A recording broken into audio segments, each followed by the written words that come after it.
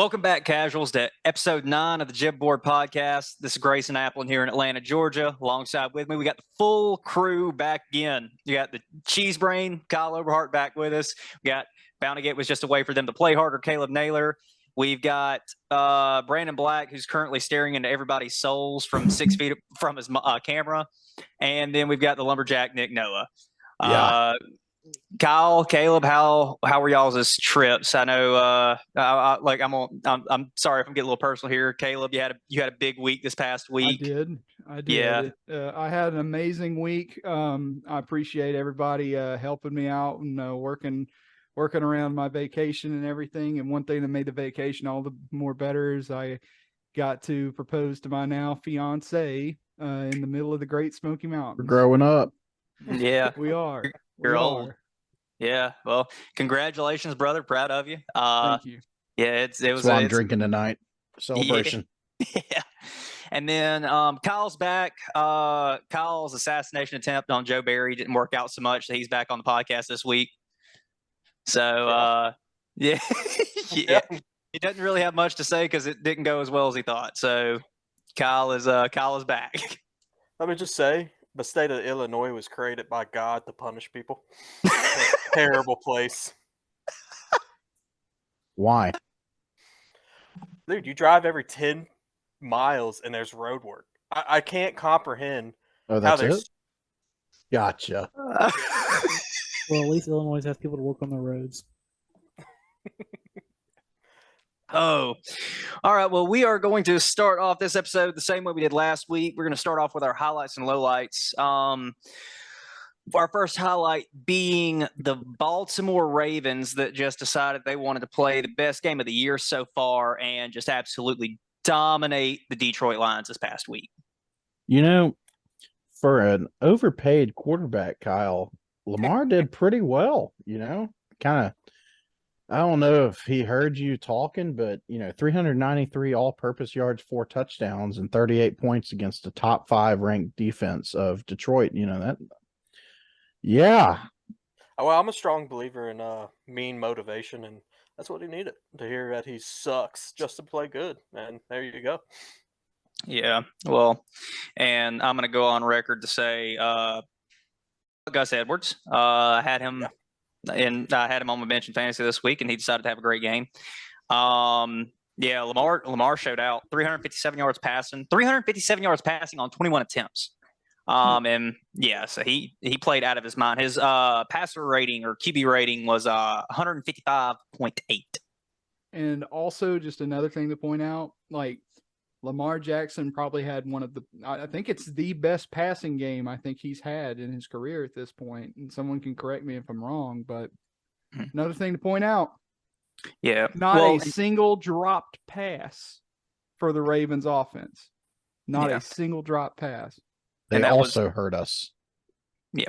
Well, and you can't really take away from their defense too. I mean, the Baltimore defense, they had, it looks like 2 forced fumbles. They had 6 deflected passes, no interceptions, but they also had 5 sacks. So, I mean, the Baltimore Ravens defense played just absolutely stellar this past week. So, our second highlight, which actually relates to defense, was Alabama, and specifically their second half defense against Tennessee. I know Nick watched the game, and I'm sure a lot of others watched the game. Bama kind of was on their heels at the beginning of the first half. Tennessee kind of come out and hit them in the mouth, but Bama's defense just absolutely shut Joe Milton and the Tennessee offense down. They allowed 109 yards in the second half, 0 points, and 72 of those 109 yards came from the last 2 possessions when Alabama was playing more of a prevent to run clock. So yeah, I mean, if you really look at it, I mean, it was just 3 and out, downs, 3 and out. I mean, it was very impressive. I've got a note here that I put earlier that I said this might have been one of the best coaching adjustments of Saban's career. Yes. I want to know what he said in that locker room because some of the pictures of him on the sideline in the first half could be put in a museum. He There's a was body buried under his pissed. dirt. Yes.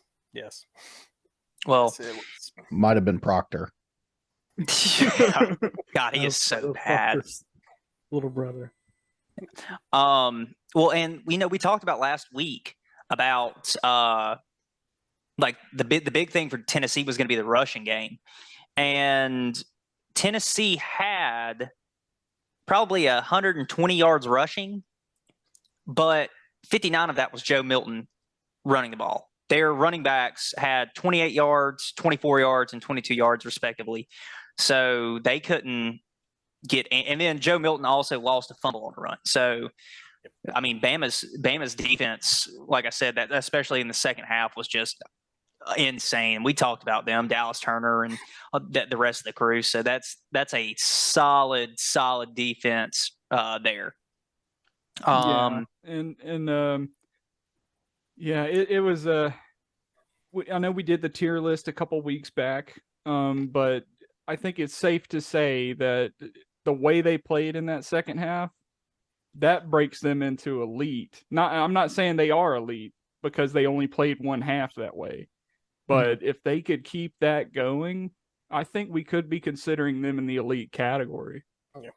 I think the biggest thing for Alabama is going to be in 2 weeks. They have a bye week this week, if I'm not mistaken, and then they're playing LSU, which is more than likely going to be the best offense they play all year, regardless if they make the college football playoff or not. Yeah, yeah, exactly. So I think you got to remember LSU is the one that ruined their hopes last year.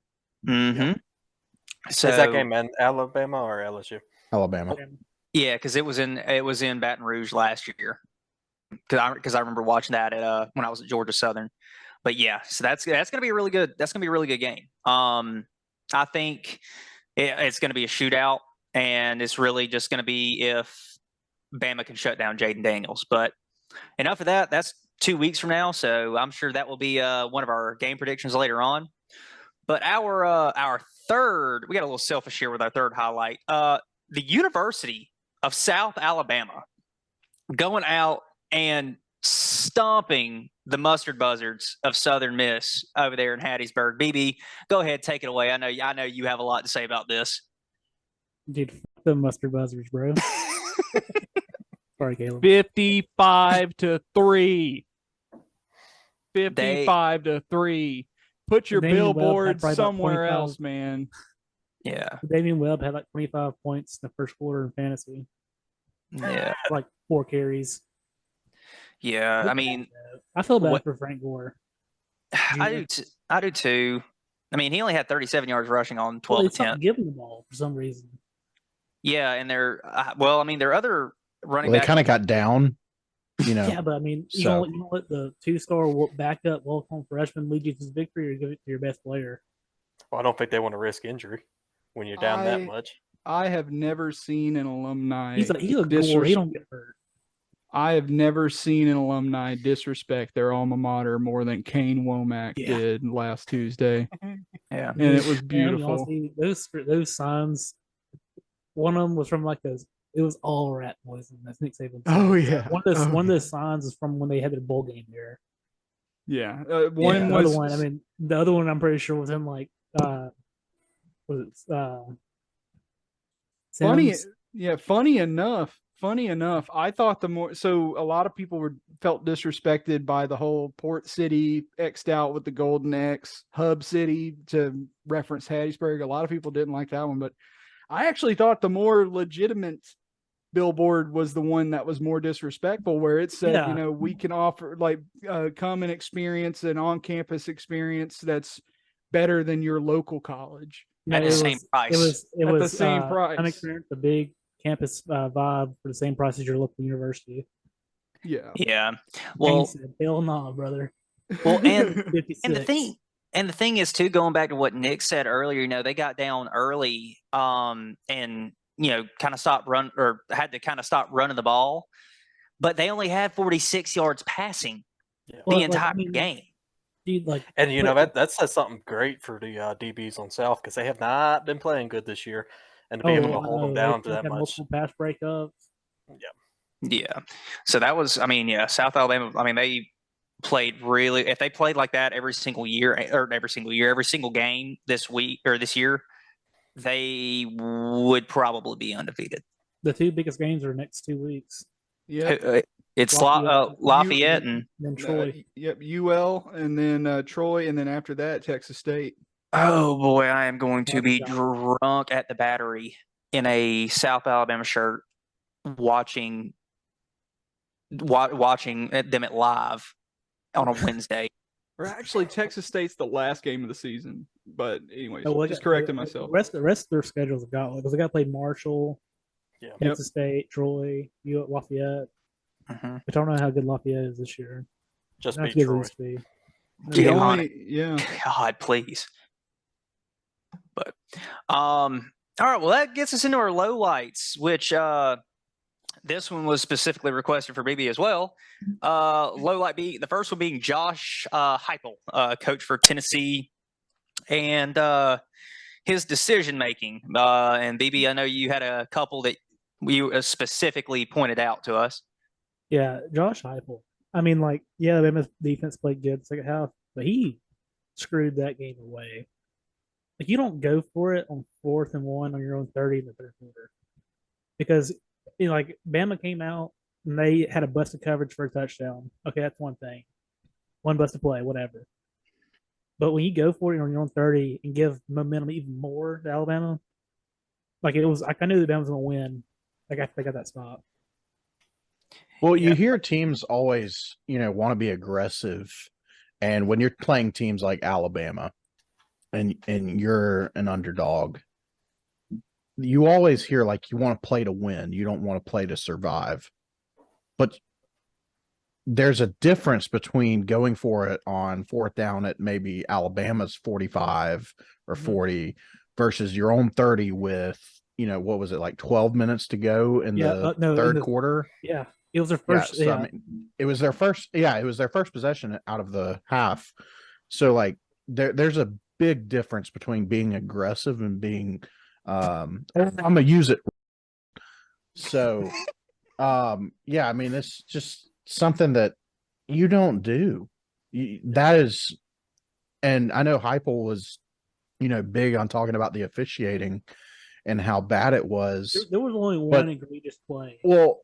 The thing is, and I agree, it really wasn't that bad, except for like one play. But like you said, BB, I think we talked about it during the meeting, is that was 27 straight points. That you can maybe if it's a 3-point or a 7-point kind of difference, it was 27 straight points.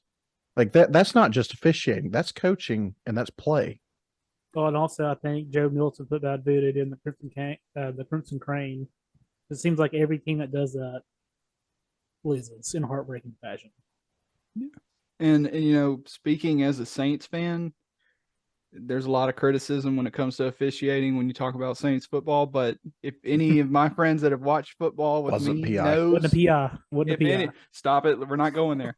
But if any of my friends knows, when I watch football, I don't really believe in penalties costing the game because it's self-inflicted wounds that put people in that position to make penalties call a game, so to speak. To me, the most egregious call wasn't, the holding or whatever. It was the fair catch call. It wasn't even a penalty because if you fair catch it on kickoff, you get the ball to 25, not 3, wherever they swatted the ball in. Mm-hmm. I don't think you can blame I don't think you can blame the refs when you give up 27 points like that. That's on you. Yeah, well, you're leading at the half. What was it? 14-0 at the half. It was 20-7. 27. Yeah. Okay, but my mistake. To your point, BB, like you saying, like getting the fair catch at 3. That's just one drive out of the 8 that you did not score on. Yeah. So I'm just saying. I just want to point out that I was agreeing with you, BB. It's okay. Yeah, we agree. Andy Gator, Nick Noah. Well, I agree with me, Nick Noah.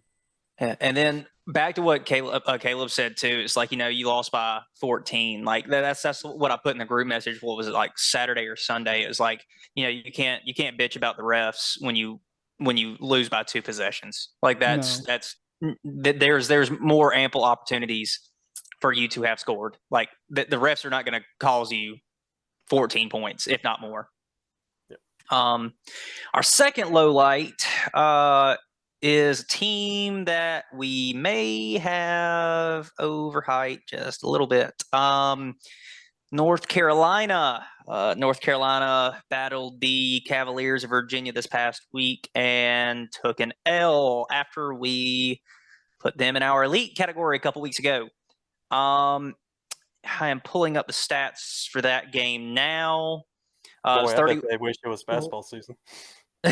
While you do that, I saw a tweet that Go it was Badgers. from, it was like a zoo tweet. It wasn't from zoo, but it was like a zoo kind of tweet saying that everybody was hyping up North Carolina when they really haven't played anybody. Once you look at everybody's record they've beaten, like App State is 3-4, South Carolina's a dumpster fire. Hold on, my phone got all messed up.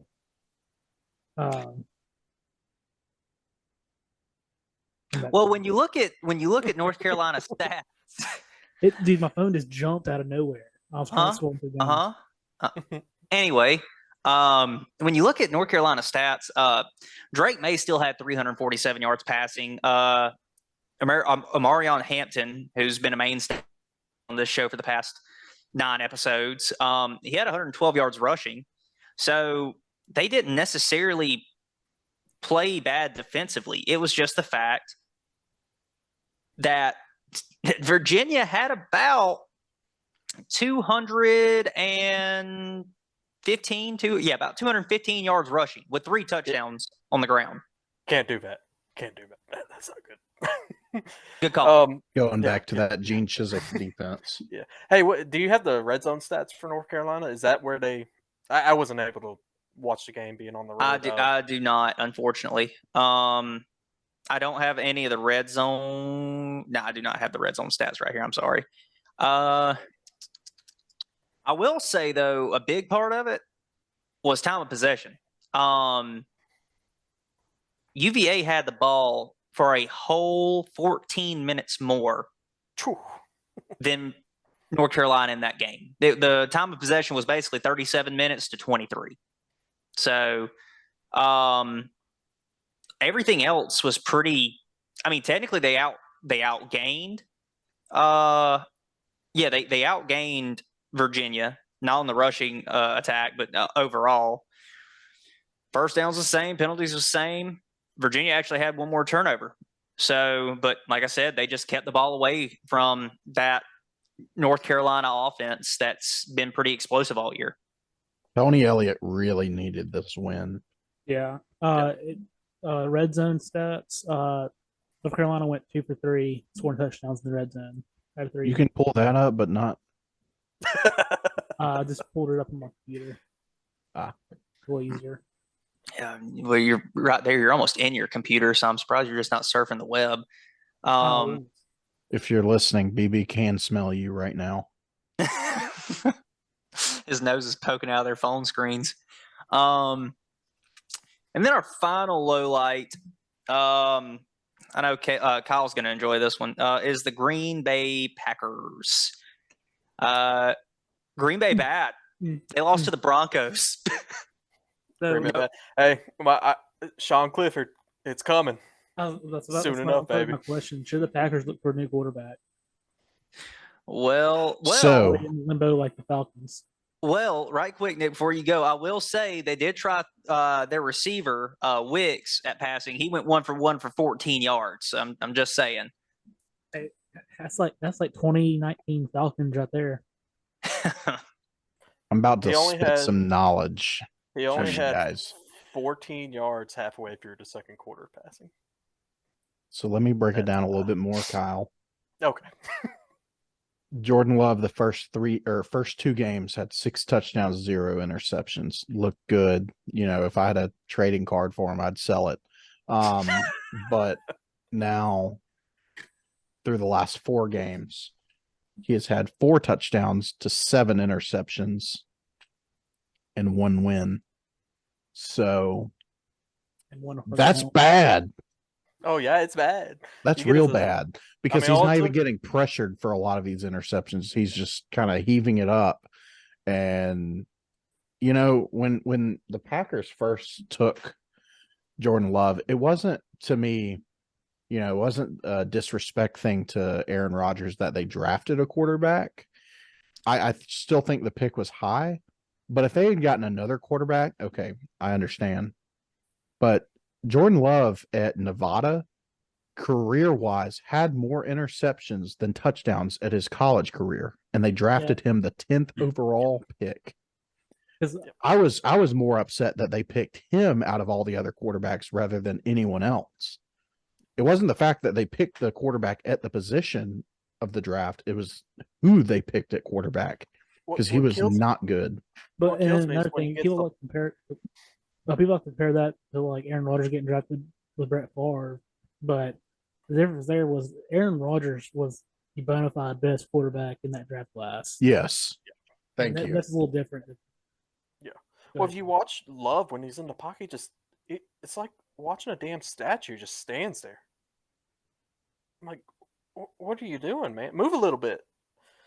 I mean, I got yelled at by one of the Packers radio for calling in and saying, well, I don't think Love's that much of a mobile quarterback. That pissed them off. I think I might have to call them back and ask if they remember me. You actually called a Packers radio. Yeah, because they were hyping him up, and I was like, "Ooh, hold on there, Kemosabe." Yeah, Kyle was like, "Let me go spit some hate real quick." Yeah. Well, and one thing to factor into is that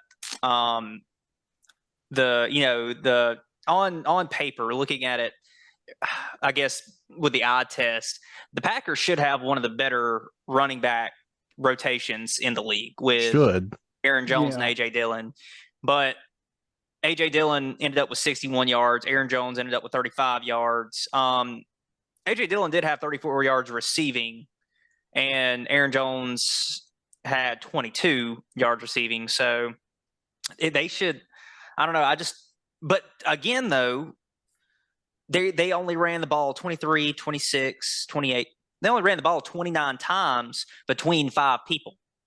So I'm just trying to figure out, why is AJ Dillon nor Aaron Jones getting? I mean, if I had AJ Dillon, like BB said on the last week's podcast, if I had, I mean, he's a physical specimen. Like, he's a big dude. Why is he not getting the ball like 20, 25 times? I think it goes back to what Nick was talking about with the draft. You took this dude first round, and he was not good in college. Now you're trying to just prove to everybody like this is why we took him. But I think it's making your case worse and worse as the week goes on and Well, on. I'm about to Is provide. Gunther Go ahead. is Gunther Kuntz still like the GM? I do believe so. Who? Because like Gunther Kuntz, he's the GM. I'm not even kidding. I'm not even. That's not even. Well, that's why okay, they're so bad. Well, reason I say that is there was, like you guys are talking about, there was a whole lot of buzz when that decision was made, and a big part of the reason why they're sticking with him so closely is because people like Gunther Kuntz have struck their reputation on it. Like, Yes. that is like he's too big to fail right now. With so long as Gunther Kuntz is still in his position. You are correct, and that is his name. Yeah. Yeah. So Well, I know we've spent a lot of time on this, but I'm going to spit one more fact at you, and it's really funny. So the Packers are 2-4, but out of all the other 31 other teams in the NFL, the Packers have scored the most in the second half than any other team, and they still lose. So that just tells you how bad they are. Yeah, Yeah. well, and the thing is too is that you have to factor in the game, like with Detroit, when Detroit had them up 24-0 or something like that, and then they ended up coming back, but Detroit had kind of realistically let off the gas. So the thing is, though, the other 4 teams in the top 5 of scoring in the second half were all either 4-2 or 5-1 at the time. Oh, geez. Then there was the Packers. So one thing that I'm curious to learn from Packers fans is, all the buzz is surrounding Jordan Love. Like, Jordan Love, everybody's kind of lost their confidence in him, and a lot of Packers fans want him gone. I'm wondering, how does this impact the image Packers fans have for Matt LaFleur? Because I know we've talked about Joe Barry a lot, but we've not talked about Matt LaFleur one time. Yeah. Well, and another thing too we have to factor in is like, how is this going to affect LeBron's legacy? Yeah. Oh, I want to play with Bryce James. No. Oh, all right. Well, I guess that will move us into our NFL segment. For everybody listening, if you didn't notice, like we're skipping over fantasy football, and there's a reason for that. We are actually moving fantasy football over to another podcast. We're flipping it over to a series called No Dog in the Fight. So that will be released hopefully on Tuesdays, maybe Thursdays. We'll keep everybody updated on it. But as of now, yeah, that's going to be our fantasy podcast. That way we can go a little bit more in depth. And that way we're not, we don't have 2-hour long podcasts. We can kind of break it down and keep this one at our time frame we're at right now, but add on to fantasy football a little bit more. So, but going into the NFL, we are reaching almost the end of our divisional breakdown this week. We have the AFC West. Next week, obviously, we'll have the NFC West, but this week we have the AFC West, which consists of the Chargers, the Broncos, the Raiders, and Kansas City. So we'll start with Nick, since his Los Angeles Chargers, he's got them. So go ahead, Nick, start us off. Yeah, man. The Chargers, I was very high on them, as some of us were as well. We kind of suck. We're 2-4. Now, I will say 3 out of those 4 losses were 3 points or less. But you got to win those. When you're looking at playoff time, they're not looking at, oh, how much did you lose by? It doesn't matter. They are losses.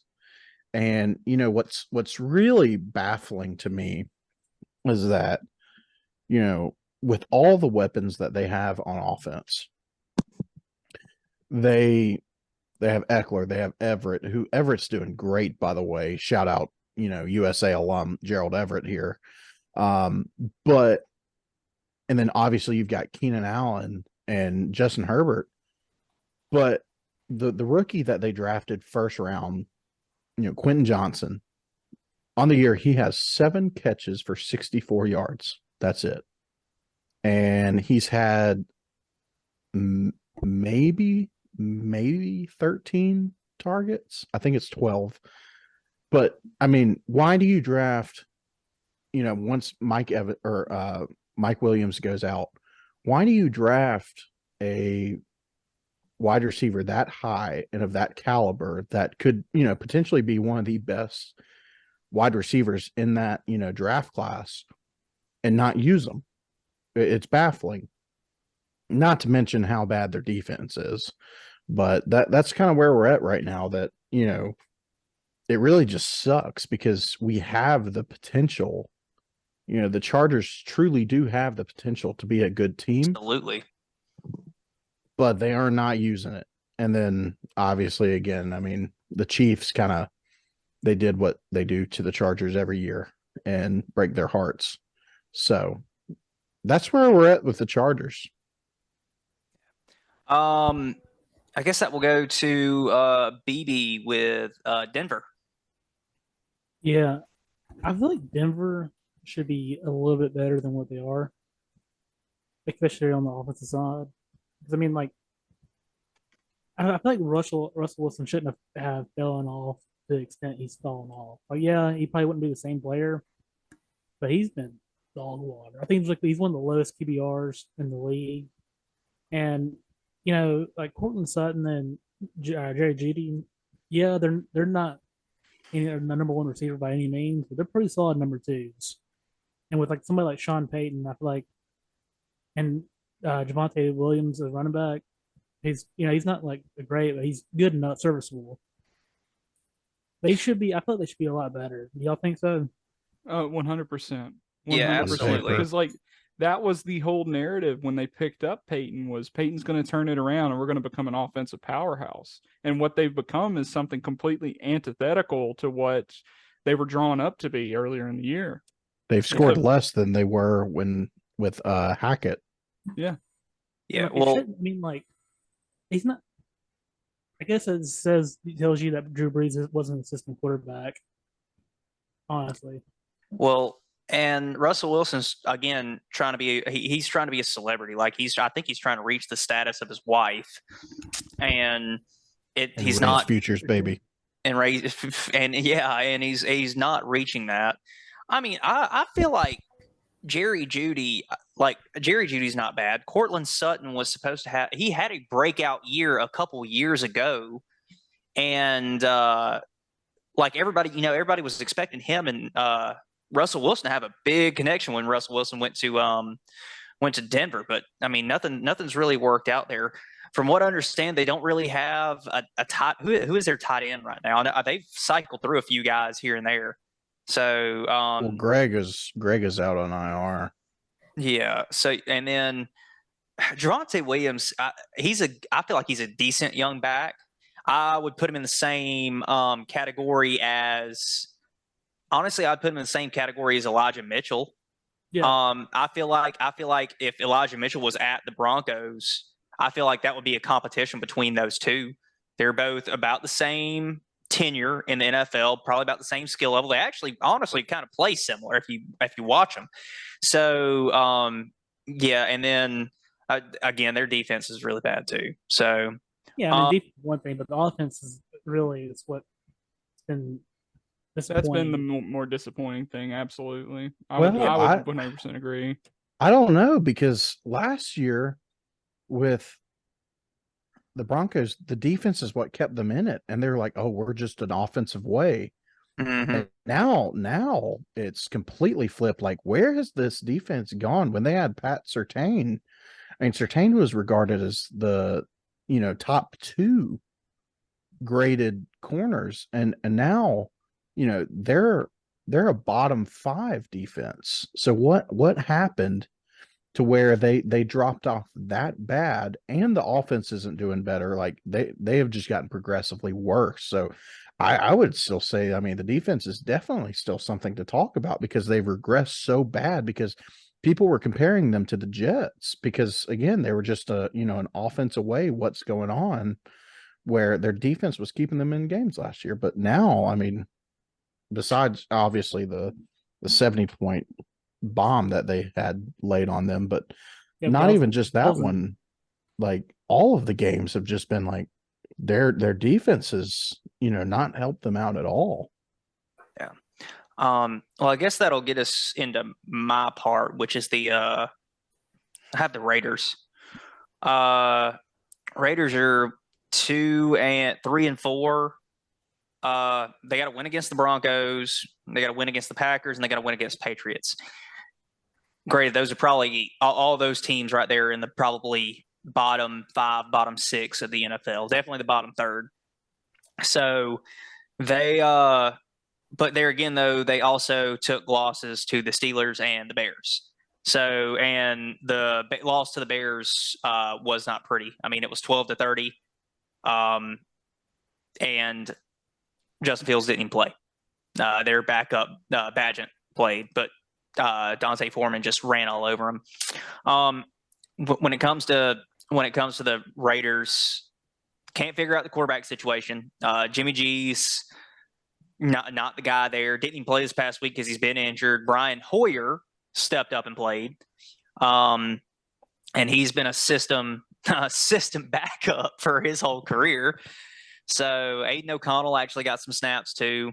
Josh Jacobs has been non-existent except for maybe a game, maybe 2. Which that goes to tell me there is an offensive line problem. But if you have shitty quarterback play and you're relying on running the ball, then that's just not going to happen. And then having a shitty offensive line play is not going to help that. Devontae Adams is in hell. I mean, he just nobody can get the ball to him. I mean, he's literally going after games, post games, and saying, if we want to win, I need the ball more. That is literally what he's saying after games, and I don't disagree with it. I mean, he had, out of the 45 passing attempts, he had 12 targets. I don't know if I'm a quarterback with Devontae Adams on my team, who is arguably a top 5 receiver, even at year 10, year 11, whatever year he's in right now. And I don't have anybody else. My second best receiver is Jacoby Myers. I'm throwing Devontae Adams the ball 20 times a game. I don't care if he's double team, triple team, whatever. He can go up there and get it. So you panel every receiver. Like if you get on YouTube and you fall down the rabbit hole of paneling all the receivers in the NFL, or even the legendary receivers, and see who they think are the best receivers active today, number one on nearly every list I've seen is Devontae Adams. Despite his age, I mean, the guy is a generational talent, and that he is being squandered at the Raiders. There is no reason why Jacoby Myers should have more targets than Devontae Adams in a game.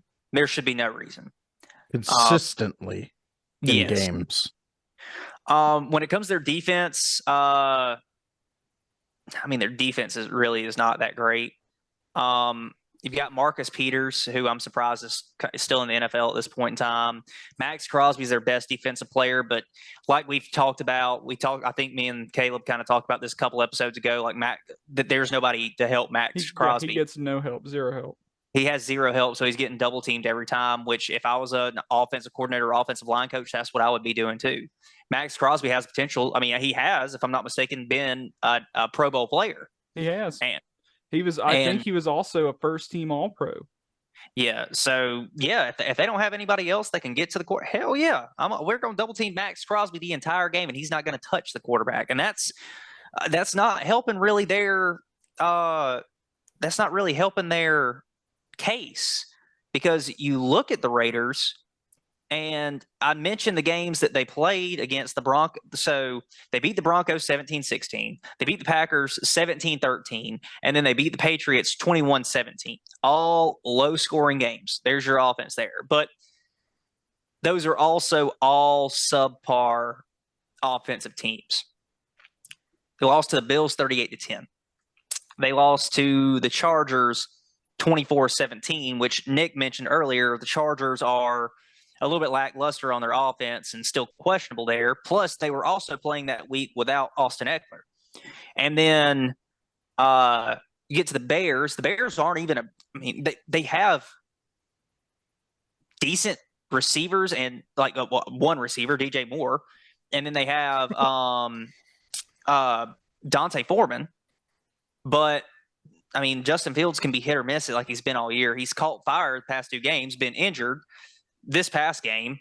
So I don't know. It's like the Raiders are a mess, man. I think it kind of goes back to what you're saying about the Packers earlier, Caleb. It's like when the team is in that such of a mess, it's almost like a mirror image of the front office and the ownership. So I know a lot of people are not really fans of their owner. I can't remember his name. Mark All I know Davis. is he's got Mark Davis. Davis. With the dude with the bowl cut, yeah. So I don't know. I think it's going to take a lot for them to start turning their stuff around, and I could see it being years before the Raiders are competitive in terms of a playoff appearance. First step they should take is firing Josh McDaniels. Yes. Yeah. Yes. That was something I was going to build Most up to ask you to. Overhyped coach. 100%. 100%. And the thing is, and to Nick's point, there is an incredible appetite amongst Raider fans to get rid of him, because they even cornered Mark Davis. I think it was at the Chargers game. They cornered Mark Davis, and like a bunch of Raiders fans just crowded around him and just started shouting, "Fire him." And Mark Davis started yelling back at him, I think, even like throwing a couple of profane words at him. But oh no, not profane words. Not profane words. Yes, sorry. God. Well, I guess that leads us into Kyle and Caleb. They got Kansas City. So you guys, I think Caleb's going to take it away, and then Kyle's going to add on, right? Yep. All right, let's do it. So when you talk about Kansas City, they're the obvious divisional leader in this division, and when we've already kind of hammered down on a lot of the reasons why some of the other teams aren't in the best of shape. I think the closest rival to the Chiefs is the Chargers, and they beat the brakes off the Chargers the other day. So Kansas City, you got arguably the best coach in, honestly, I believe, my opinion, the best active head coach in the NFL right now, and Andy Reid. You have a really pretty good defense. The one thing, and I know a lot of people sit back and wait for it to bite them in the ass, and it never does, but heavily reliant on Travis Kelce, Patrick Mahomes getting the ball to Travis Kelce. It's so easy for us to point that out as being, oh, that's a flaw. It's going to bite him in the ass, but it never happens. Travis Kelce is just such a great athlete. I pulled up his stats, and Travis Kelce had 12 receptions for 179 yards. He got a touchdown. Career high. Huh? It was a career high for yards. Yeah. And to one thing that was good to see, though, that does bode well for Chiefs fans is in that last performance against the Chargers, which is, like I said, the clear rival to Kansas City in this division. Patrick Mahomes was able to spread the ball out a pretty good bit in this game. I think Marquez Scantling, he had 84 yards, only 3 catches. All in all, they passed for 424 yards, and nearly every receiver actually managed to get a couple catches to them. So they actually spread it out, and I think that's what makes the Chiefs dangerous. They're proving that they can spread that ball out. Kadarius Toney doesn't have to drop one that puts them behind against the Detroit Lions. So I think that offense has come a long way from that Detroit game, and they're definitely going to win the division. So I'll pass it off to Kyle. Kyle, unless I left something out, if you got something to add. Yeah, so I'm looking at the other receiver, Rice. He's starting to come in on his own out of SMU. Right now, he has 305 yards on the year. Last game, he went for 5 receptions with a touchdown at 60 yards. That's helping get the pressure off Travis Kelce and helping him get the big numbers there. I think one big thing, too, is actually their defense this year has been pretty solid. Since Detroit, they haven't allowed a team to score more than 21 points on them. 7th ranked defense in the NFL. Yes, that's a new thing that we're seeing from the Chiefs, but that has helped them take a lot of pressure off that offense. And when you don't have pressure on your offense, then you got a quarterback like Mahomes. He's going to cook. It's a recipe for success. It's all a recipe for success. And you have like the always open man Travis Kelce, and they're not having to climb back from behind. They just need to keep pressing the gas pedal and rip the brakes out. So, All right. Well, I guess that will get us out of the divisional breakdown. Like I said, next week will be the last time we do the divisional breakdown. Well, I won't say that. I'll say that that'll be our first time through. We may revisit that just to kind of re-up our takes. But that will get us into our game predictions for the week.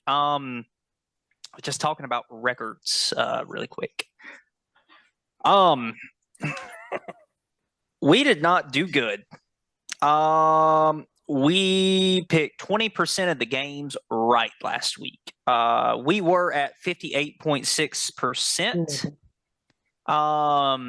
We were at 58.6% accuracy before this past week, and then after that we are at 52.5%. Kyle and Caleb are at 16 and 19. 23 and 12. BB is at 15 and 20, and I'm at 22 and 13. I have to say this because it is involving myself. Me and Kyle picked none of the games right this past week. I'm glad we could do it together. I know. I only had one game right. Caleb had one game, and Nick and BB led the charge with 2 games right. So And I everybody I joked don't on know me why. about the Ravens. Yeah. Well, I believe I'm gonna correct myself if I'm wrong here. We had a blanket loss with the Pitt or the Steelers and Rams game, but I It was think a that's spite pick. I think it was totally fair because I don't think anybody was picking the Steelers. With that being said, we have a new fresh slate of games this week, so hopefully the voodoo is gone. This week we have Jacksonville at Pittsburgh. We also have the Rams at the Cowboys, the Bengals at the 49ers, the Vikings at the Packers, and then we have the Browns at the Seahawks. So let's start with Kyle, like we always do. And Kyle, let's just go through your picks. Yeah, my first pick, I'm gonna do Pitt. I think Pitt's defense is gonna be a little too much for Trevor Lawrence. Just not doing as good as he should be this year. So give me Pitt in that one. Going next to Dallas, I think CeeDee Lamb and Dak put up some numbers that game. I think it's gonna be honestly a shootout, and I think Dallas comes away with it. Cincinnati at San Fran. San Fran's defense is just too good. I have Joe Burrow. It's starting to come around a little bit, but I don't think he's gonna do all that well against that defense they have. Minnesota at Green Bay, baby. Give me Green Bay. Just cause. There you go.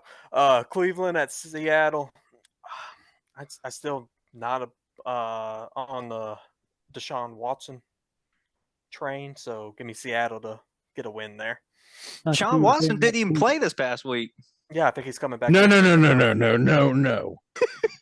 No, he did play because he got me negative 1.5 He did play. points in fantasy. So no, he did play.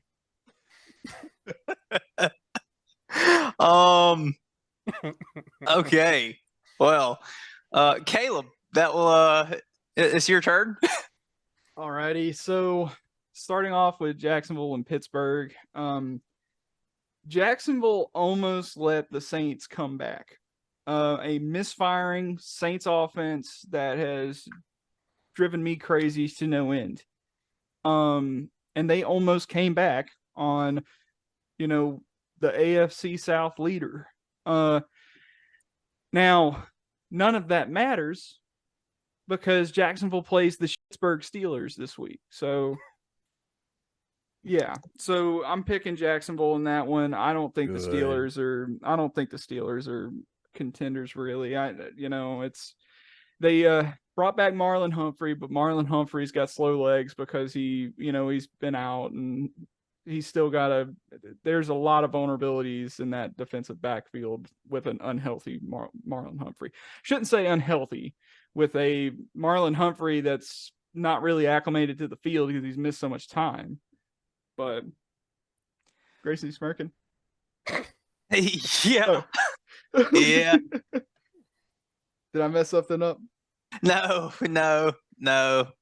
Good pick. I agree. Okay. Alrighty. So I'm taking Jacksonville against Pittsburgh. For the Rams versus Dallas, I'm taking Dallas. I think Dallas is going to do what they do every year, and they're going to find ways to choke at different points of the season. I don't think they're going to choke against the Rams. Then I have Cincinnati and San Francisco. I'm picking San Francisco because reasons. And then for Minnesota and Green Bay, I'm picking Minnesota. It was a very ugly game against Green Bay. So can I just say, I don't care how bad the Vikings are. Their pregame ritual is the most badass. Yeah. It is. We're all watching it live right now. Yeah. And I mean, I don't know. There's something about it that just I'm not a Vikings fan, but seeing it just makes me want to root for them until I watch the first quarter. But then, I mean, it's like the Vikings, but still, during the actual pregame, I don't know what it is, man, but inject that shit into my veins. Yeah. I'm just. Oh, go ahead. I was just saying. I'm just practicing the videos. I'm gonna send Kyle after they Minnesota beats Green Bay next week. Coolest fucking thing. I agree. Yeah. So, anyways, got Minnesota mollywhopping the Packers. And Cleveland and Seattle, I'm taking Cleveland. And I know Grayson was the only one this week that agreed with me. I'm not. We're not there yet. Damn it! No, Spoiler. I did it Spoiler again. alert. That's the second time this year I've done it. Damn So, it! yeah. But anyways, I'm taking Cleveland. I think, I just kind of like the resiliency of Cleveland, and I think things are up in the air for DK Metcalf, which is going to make Tyler Lockett's job a lot harder playing against Cleveland. So I'm taking the Browns. All right. Damn. Nick, it's to you, brother. Listen, this will probably be my last podcast drinking Andy Gator. There's something about it. It's kind of like the Viking skull chant. It gets me really hyped up, and then afterwards it's like all downhill from there. So all right. Jacksonville will beat Pittsburgh. Altogether, I think, we talk about Travis Etienne. Travis Etienne is having a stellar year so far. I was very critical of Etienne because he hasn't scored much, and then all of a sudden he scores one touchdown, then back to back. Well, no, I think it's 3 straight games now with 2 touchdowns. So he shut me up. And yeah, Etienne and Trevor Lawrence are going to have to combine. I'd probably say about 150 yards. I think Trevor Lawrence needs about 50 yards rushing, but I think he'll get that and they'll beat the Steelers.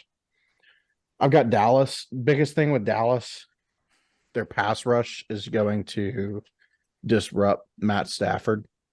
And the problem with the Rams right now is their lack of the rushing game since Kyron Williams went out is pretty blatant. But I will say Darrell Henderson's stepping in because he just got signed on, but still, I mean, their lack of the run game is really hurting them. 49ers versus Cincinnati. 49ers are gonna, outright win. Everybody knows why, so I'm not gonna just say it. Then I've got Minnesota beating Green Bay. Green Bay sucks. Minnesota sucks less. So Good reasoning there. yeah, that's really it. I think Minnesota leads the league in turnovers, but Green Bay is not far behind. Yeah, no, I saw the pick. Speaking of which, they just had one. As we're talking, Kirk Cousins throws a pick to Charvarius Ward. And then lastly, Seattle versus Cleveland. This is a pretty even game, in my opinion. Agreed. I've got Seattle winning. I think Kenneth Walker is going to get 4 to 6 receptions in this game, not touchdowns. I thought you were going with touchdowns. I was like, Jesus. No. I think he's going to get 4 to 6 receptions, whereas usually he's getting 1 to 2 because he's truly like their running back. But I think he is going to get involved in the passing game a little bit more, and that's going to create a huge difference.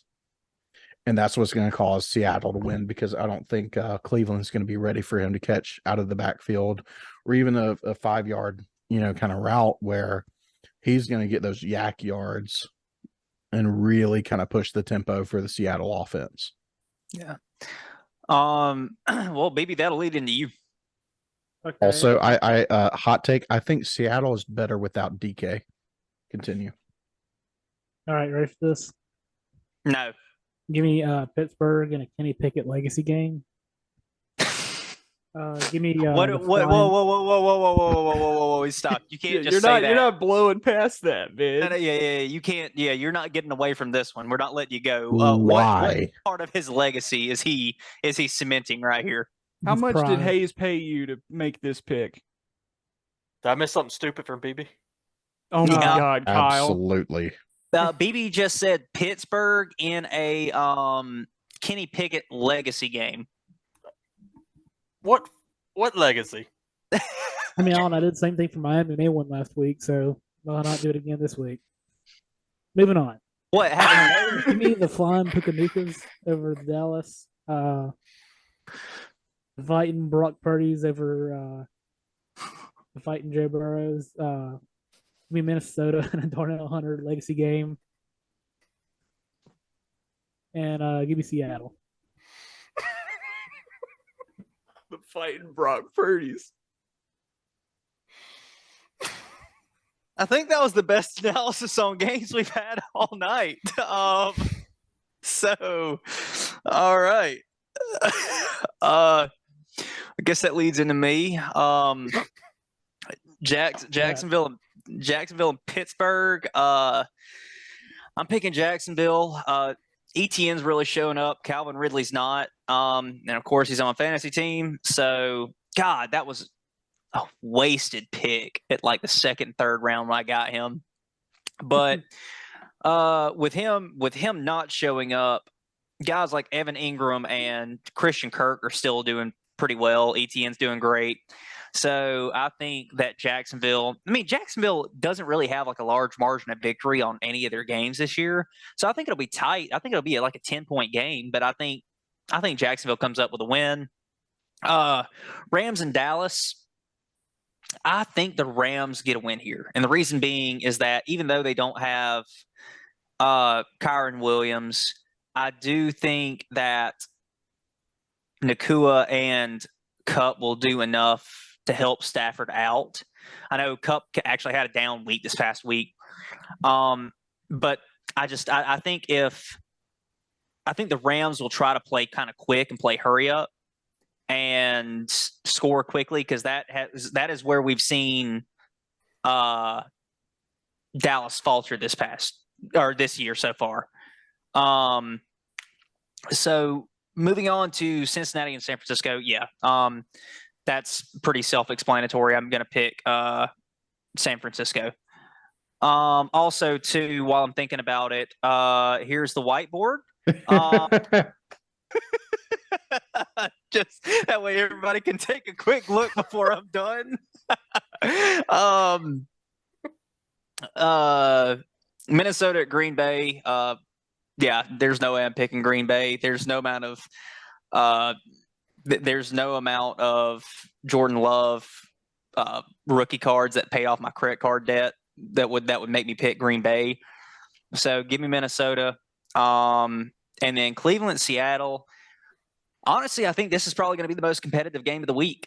I would say that offensively and defensive-wise, Seattle's pretty balanced. Cleveland is a really strong defensive team. So I think Cleveland's defense is gonna prevail. I think I kind of agree with what Nick said earlier about how they're better off without DK. I feel like if Cleveland can go out there and make it an AFC North type game, then Cleveland will win. So if they can shut down Geno Smith from doing anything spectacular, which I don't think he really has this year. I just haven't seen anything that's popped out. So I think Cleveland's going to sneak out a win this week. The only thing that's hurting them is they're playing in Seattle. So moving on from the NFL into college football. Interesting week this week in college football. Game of the week, I think we agreed on, was one of the later games yesterday, Clemson and Miami, or Saturday, I'm sorry. Clemson and Miami. It wasn't necessarily a really highly skilled game or a chaotic game. It was just like it wasn't a great game. I mean, Clemson's down this year. Miami is obviously down this year from what we said 2 weeks ago when with Mario Cristobal and not kneeling. But game went into 2 overtimes, and Miami ended up getting the win, which I don't think any of us were really expecting besides BB. And don't worry, he's going to say that he expected it. Yeah. And Caleb. And oh, my bad. Sorry, BB made a bitch about it in the group message. I had to say him. But yes, Caleb was the only one that actually picked Miami. Yeah. BB picked Miami to catch up in the rankings. Oh And yeah. Yeah. If you guys haven't He's still listened, lowest. yeah, if you guys haven't listened to that episode yet, make sure you go back and listen to that episode to listen to BB's reasoning on who he picked for college football last week, because he was playing the numbers, not the games. We ball. And player of the week this week, we decided was Marvin Harrison Jr. I mean, he pretty much Maserati. yeah, he did for Ohio State Saturday what Brock Bowers did for Georgia against Auburn. He went 11 receptions, 162 yards, and a touchdown, with his longest being a 35 and his average being 14.7. And he's had a couple games, like I think week 3 was his coming out game this year, but I don't think Kyle McCord is that great of a quarterback that Ohio State has had. I think they're kind of in the same situation that Bama's in. Like, I think they don't have like a all-star quarterback. So, but at the end of the day, Marvin Harrison Jr. is still Marvin Harrison Jr. 8 of the Agreed. 11 receptions confirmed were for first downs. All right. That's good. That's good, by the way. I don't Agreed. believe you. Check it.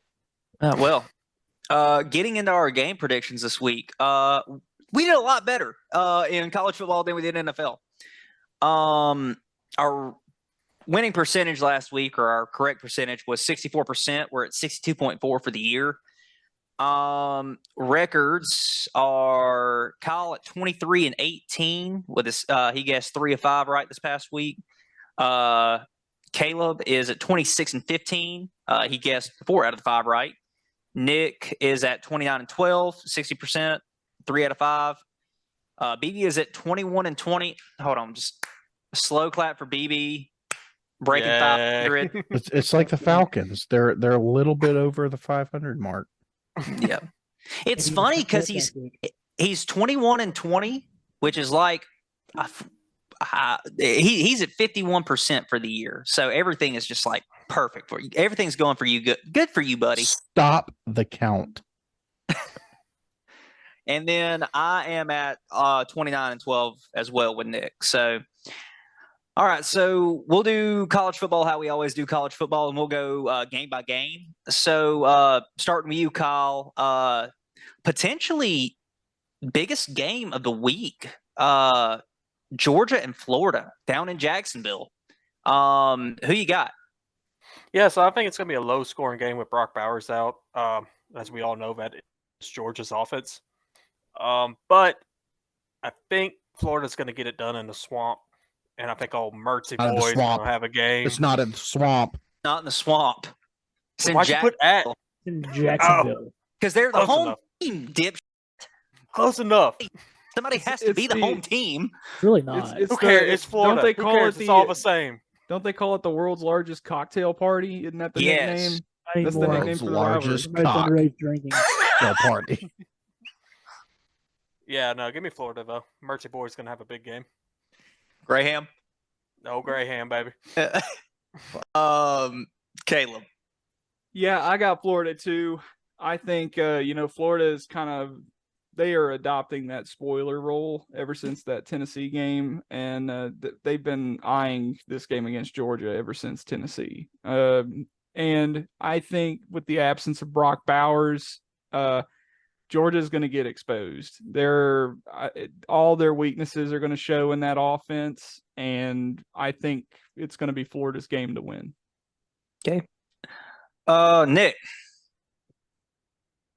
I really like Florida in this game, but Georgia wins these types of games. As much as everybody roots against them at this point, they've made themselves to be the villain in college football. They're the kind of teams that go to the last drive, they're down by 2, and they drive down and kick a field goal and win it. And I think that's exactly how it's going to go. I think they're going to be down by 2 or 5. They're either going to get a field goal or a touchdown at the very last second and win it. And I think it's going to be due to their defense. And like I said previously, Carson Beck is still like 4th in college football in passing. And it's not all just Brock Bowers. And so I think I'll be honest, I could not tell you the name of the backup tight end, but I've seen him play the games and he'll assume the role just enough to keep the offense moving, where I think I think Georgia will still pull it out. Okay. Let's go to BB. I concur with Nick. I picked Georgia. Thanks. I also picked Georgia. I see this game very similar to the Tennessee and Florida game. The two things. Number one, it's not actually in the swamp, contrary to Kyle's beliefs. So it is still in Florida, but it's not really a home game. So being in the swamp at 6 p.m. is totally different than being at the Jacksonville Jaguar Stadium. Just completely different story, number one. Number two, I would say that Georgia's consistency, specifically on the defensive side, is what's going to win them this game. I think that since they've kind of built their program off the back of their defense, I think that's an agreeable thing to say. I think Georgia's defense is going to not necessarily shut Florida out, but they're not going to let Georgia get into the game. Like or not going to let Florida get into the game. Like I could see Florida maybe like if they get the first possession, Florida may score. But after that, I think I think Georgia wins by 2 touchdowns, if not more. Honestly, it won't be a blowout, but it will be a decisive win. Our next game, Oregon versus Utah. So across the board here, we all picked Oregon. So I'll do what I always do and ask. And I think I know Nick's answer for this. Utah have to do to win this game. Cam Rising. Yeah. That's it. Play good. Thanks, baby. God, you are on top of you. Problem is there's a quarterback in Oregon that is having fun. Yep. He's having a lot of fun, Some say he's except for broke the Washington. He's in a newer And- offense. You know, Oregon is going to take care of business because they're going to run the ball for about 200 yards, and Bo Nix is probably going to have probably say 250 total. I'd probably say about 30 to 40 yards rushing with a touchdown and about 200 solid passing yards. And Utah just does not have the offense to keep up, and Oregon's defense is going to be enough to contain. So I think it's going to be a double digit. I don't think it'll be a blowout, but again, I think it's going to be a 2-score kind of ordeal for Oregon to win. Yeah. Baby, if you said something, we didn't hear you. I said I concur. Oh, Thanks. yeah. I mean, I honestly, if Cam Rising doesn't come back for this game, I don't think he's coming back at all. There was an ESPN alert that came up Saturday saying that he wouldn't play the rest of the year. Oh, really? I didn't even see that. I thought I put that in the group chat. I'm sorry. Yeah. Well, Oregon by 3 possessions. Oregon by murder. Okay. Well, that moves us on into our next game, which is Tennessee at Kentucky. Let's start with Mr. Brandon Black. Who do you have in this game? I have Tennessee. I think they're gonna bounce back from facing Bama's defense in the second half and actually play good. Okay. Nick. I concur. All right, Caleb. I have the Wildcats. Mm-hmm. So I'm thinking that the Wildcats are going to capitalize on. I know the general narrative is if a team like Tennessee gets beaten, you don't want to be the team they're playing the next week. But I think That's you do if you're Alabama. Kentucky. I think you do if you're Kentucky. So I think Kentucky is going to take advantage of a pretty demoralized Tennessee team. And I think Kentucky has been waiting with bated breath to play this game. Yeah. Kyle? Yeah, I think Tennessee's going to have a back bounce game and take the win here. Well, Just- it's called a bounce back game, but okay. I like, yeah, there you go. I like Anyway, back bounce better. I don't trust Kentucky's offense too much against Tennessee's defense. I so. thought you were about to say I don't trust the English language. I don't trust that back. I don't support speak- anything from England, so there They you speak go. English in Illinois. I'll be damned if I ever go around speaking English again.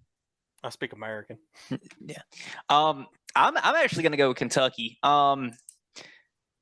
They play at 7 in Lexington, so I don't know. Both teams are 5-2.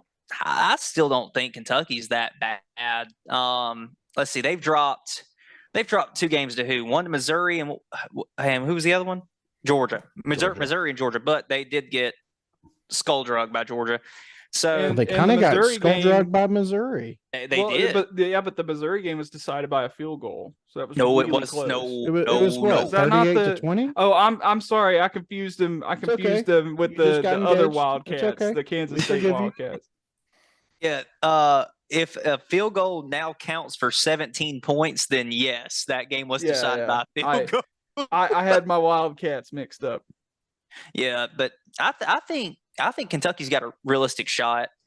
I think Tennessee goes out there looking for a dominant win, and I think kind of what BB was saying earlier during the lowlights. I think Heupel kind of out coaches himself here.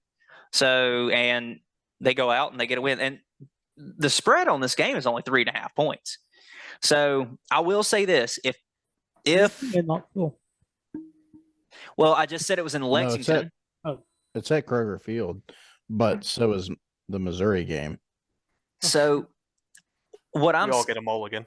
if Tennessee does not establish the run game at all, then Kentucky wins by 2 possessions. Next game is an ACC matchup that I'm sure we'll be talking about during basketball season. Duke and Louisville. Let's start with Caleb here. Who you got in this Duke Louisville matchup? I'm taking Louisville. I feel like they're the easier pick. Louisville's just been balling out, and Duke I think has kind of solidified their place as a mid-tier college football team. And that's not necessarily disrespectful to Duke because Duke has come miles from where they've been in the past. I do think Louisville's offense is just far too much for the Duke defense, and I think Louisville runs away with the game. Okay. Nick. Well, Louisville's coming off a loss to who was it? Pittsburgh. And Duke has only lost to Notre Dame and then Florida State. But I feel like now that Duke is not in the race for ACC, while Louisville still is, I feel like Louisville's going to have the edge. Plus, I mean, like Caleb just said, the offense. Louisville has 1,000 more yards passing than Duke. And if Riley Leonard doesn't play, then there's no chance. Right. If Riley Leonard does play, they have a chance, but I still think Louisville will end up kind of taking it because they have way too much offense. I think they have, 500 yards more rushing than Duke's total, but still, I think Louisville just has a little bit too much for Duke to handle. Let's go with Kyle on this one. Yeah, I got Louisville. Louisville. Lilyville. But Louisville. Kyle's I- back, everyone. I think Duke can stay close. So their defense isn't all that bad. They picked 6 last week against Florida State, but with Duke's QB not playing, I don't think he's going to come back with 2 weeks in a row of injury on that ankle. I just think it's going to be too much for him, and they're going to take the L there. So there you go. BB. Yeah, I'm taking Louisville. I think everybody's hit the points I was going to make about them. So I'm the lone person right here picking Duke. The reason why I say Duke is because Duke, the Duke and Florida State game was a close game up until the end of the third, basically. Yeah. No, it was a close game up until halfway through the fourth. So, Duke, for them to win, Duke is going to have to establish a run game, and that's what they did against Florida State. I think right before halftime, they had like 70-something yards rushing against Florida State. So they're going to have to establish a running game to help Riley Leonard or whoever the quarterback is, because Riley Leonard is very obviously hurt. Ankle was giving him trouble during the whole game against Florida State. So I think if he is healthy enough to play and they can establish a run game, which I do think that both of those things will happen, then Duke will win. And that's kind of what I'm banking on. If he doesn't play, I know nothing about their backup quarterback besides that he was 1 for 6 for 7 yards. I guess when Riley Leonard came out. So, but that being said, this is really this whole game, regardless of if Riley plays, if the backup plays, whoever, the whole game is going to bank on Duke's rushing attack. If they don't set that up, they ain't got a shot. And then finally, our last game is BYU and Texas. And the reason why we picked BYU and Texas is that BYU is, if I'm not mistaken, 5-2. And Texas still has a shot at winning the Big 12. So for BYU, this is a game of, or this is like a big game for beating a good team. For Texas, this is championship game on the line. So I guess I'll go first on this one. I picked Texas. The game is in Austin. Is it Austin or Arlington? It's Austin. Austin. It is. Yeah. The game's in Austin. I don't think Texas loses this game. I think I'm going to say this the way I said it about Notre Dame after they lost to USC. They are hyper focused on winning their championship game because they have to win out and then beat whoever it may be. Will it be Oklahoma? Or would that match up? Are they on different divisions? There are no divisions in it's Big 12. best Yeah, two teams. So they can play Oklahoma again. So I think Texas is hyper focused, and I say that as I say all this, I was referring to Notre Dame, and Notre Dame got waxed the next week we said this, but I think Texas wins pretty handily.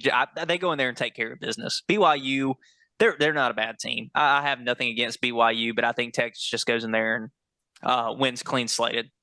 Kyle. Yeah, I think it's gonna be a close game. I think Texas wins. I still think they're very overrated, but I just don't think BYU's got the power to win it. BB, go ahead. All right, I got BYU in this one. They're gonna get all their soaking done on Friday night and kick a bunch of Mormons to kick some Texas ass on Saturday. Okay, I'm glad you went for the passion there and not the statistics. Caleb. So of all passion. Hey, it's Caleb's turn. You sit down. Whoa! Somebody take a picture of this. We can actually see BB's face on the damn oh camera. my goodness gracious. Ugly as It fuck. has been revealed. Oh. All right. Sorry, Caleb. Go ahead. No worries. So I'm picking Texas in this one. I know the big question mark is Quinn Ewers. I know that's what Nick's been pining to talk about was Quinn Oh, Ewers. dude, you don't know. So Quinn Ewers is week to week after AC joint No, sprain. he is not. He's not. I have an Malik article from Murphy. Your article is wrong. my article says he's week to week. I don't think he but my point was Malik Murphy and Arch Manning behind Quinn Ewers are going to be I think they still have enough quarterbacks in their depth chart to carry them through this game. Plus BYU got absolutely drubbed by TCU, and I think Texas is a far better team than TCU. Also, Kansas ended up winning a game against BYU this season, and Texas drubbed Kansas. So to me, I'm looking at it as I think Texas is going to win. And I think they'll win handily as well.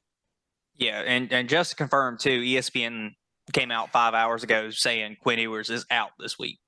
Ooh. Yeah, so it's confirmed.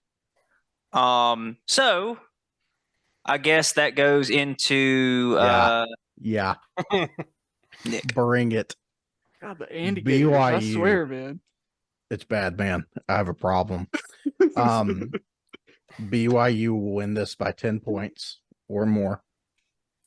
Quinn Ewers has an AC sprain in his shoulder, which is the same thing that Anthony Richardson has, who is Derek Carr. out. Mhm. So Malik Murphy is playing because Arch Manning is redshirted. Granted, Arch Manning can technically still play with the new rules that that redshirt players can play up to 4 games, I believe.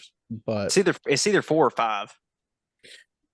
it doesn't matter. Arch isn't going to play. Malik Murphy is, and Malik Murphy is not going to be able to win it for Texas. Texas has already kind of been really close on several of these type of games. Like with Houston, they won 31-24.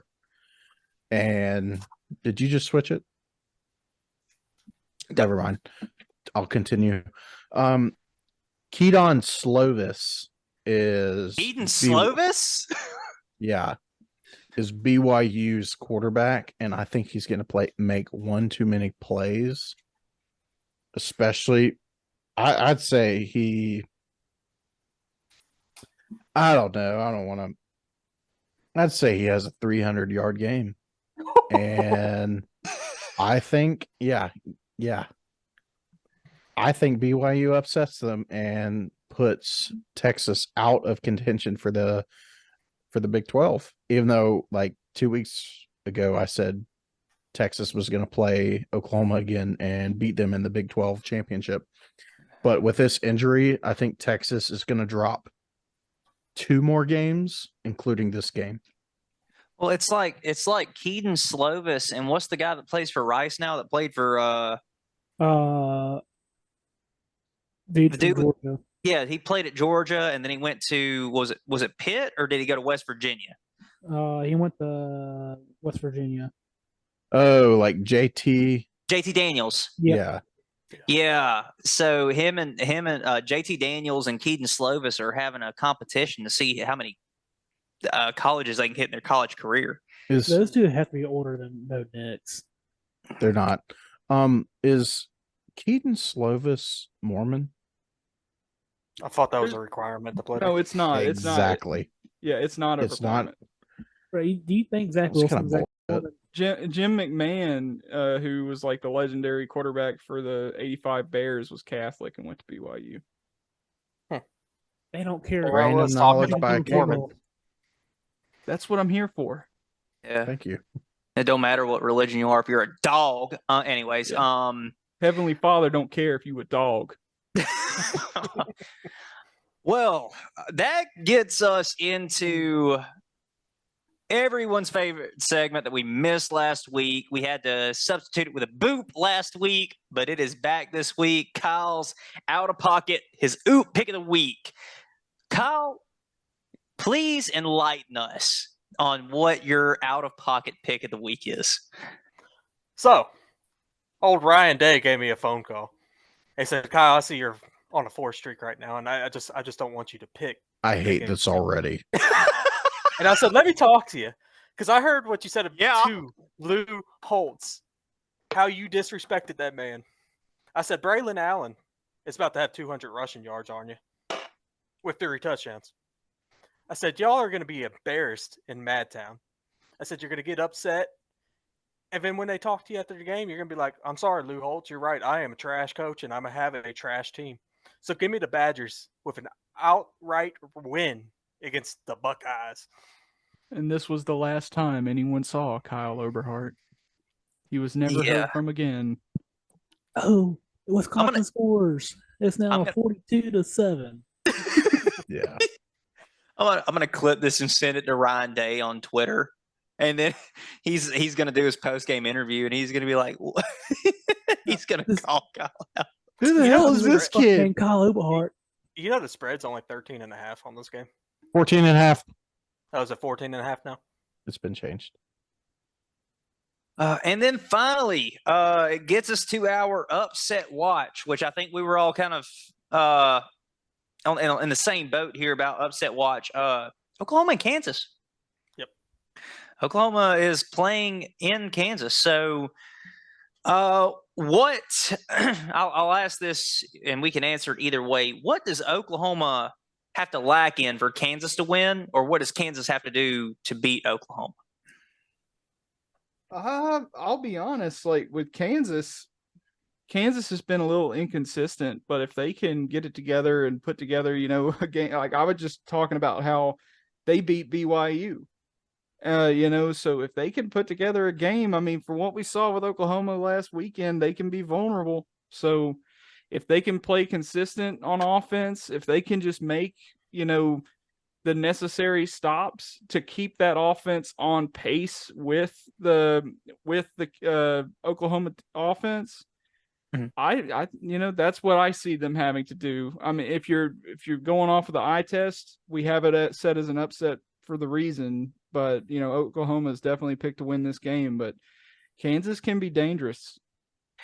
I think it's less of the offense for Oklahoma. I think it's more about the defense. Like, I think Kansas is going to have to really put pressure on the defense, and either they're one of two things. Either they're going to have like busted like breakout plays for 25, 30 yards, chunk plays, or they're going to have to like just slowly grind Oklahoma into the dirt, which I think with Oklahoma's defense and how Brett Venables is more, I mean, obviously he's got a defensive coordinator background.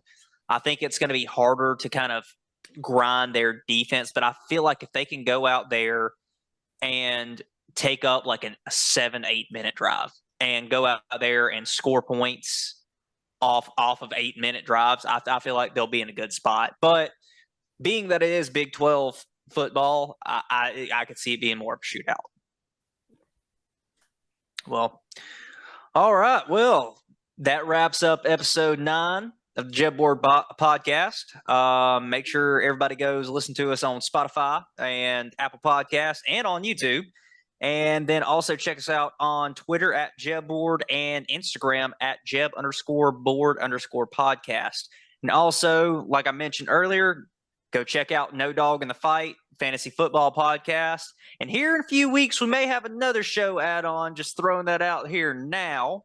But I'll leave it at that. And until next time, everyone, don't get hard counted. I have to piss so bad.